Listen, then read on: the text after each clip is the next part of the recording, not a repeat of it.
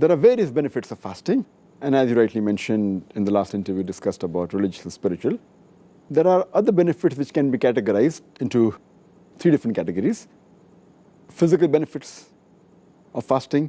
There are psychological benefits of fasting, as well as there are social benefits of fasting. I see. Let's move on to the first category, the physical benefits. What exactly are the physical benefits of fasting? Since fasting mainly involves in abstaining from food, drink, and sex from dawn up to sunset, here we realize that the stomach is the main organ of the body which has the maximum diseases, maximum ailments. That's why beloved Prophet Muhammad said. It's mentioned in Ibn Majah, volume number 4, hadith number 3349. Our beloved Prophet said that there is nothing better that a son of Adam can fill in the container with more evils than the stomach. It is sufficient for a man to be on his feet with a few morsels. But if he has to eat more, he can divide the stomach into 3 parts.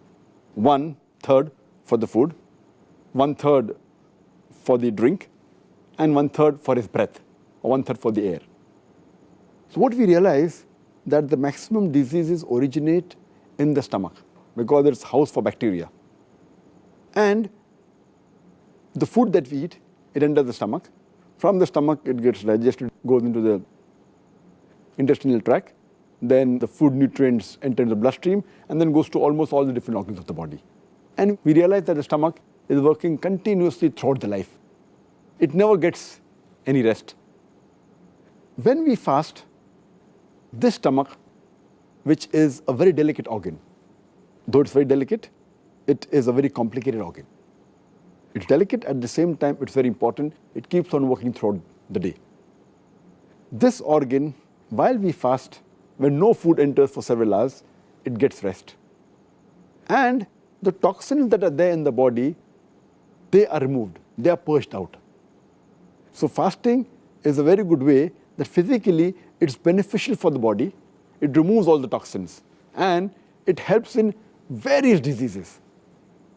What about the psychological impacts upon the human psyche regarding fasting? I think that's very important. As far as the psychological dimension is concerned, fasting helps in patience, forbearance, and perseverance. It helps a person to increase his self-control, his self-worth.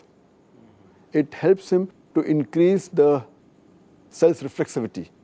Also, the self-training and discipline is improved.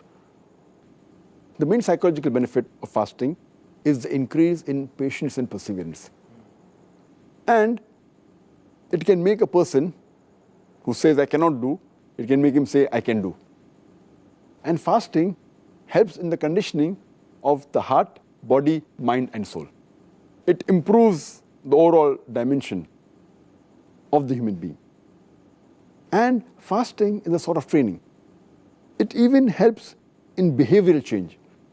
And changing a behavior is very difficult. A person who's used to a particular behavior, to change a person's behavior is very difficult. It is, as we say, that the best type of jihad is jihad fi nafs. That is, striving against your own soul. So to change the habits is one of the things which is most difficult, which fasting can do. And since jihad, that is going in the battlefield, is of utmost importance when required, if you cannot do jihad, if you cannot strive against your own soul, how can you strive against the enemy? So therefore, fasting helps in that dimension. That's the reason fasting was made fard before jihad. Fasting was made fard 15 years after Prophethood, in the 2nd Hijri. And next year, 1 year later, jihad was made fard. So Allah subhanahu wa ta'ala first wanted to train and make the Muslims fit psychologically with the help of fasting. And then the qital part was made first, so psychologically it's very helpful. And normally, a human being, he eats 3 meals in a day. In a week, about 21 meals. Now that is changed, that behavioral pattern of eating is changed to 2 meals, light meal late in the evening or early night, and before dawn. So the whole pattern is changed. And this helps in various psychological aspects, the training.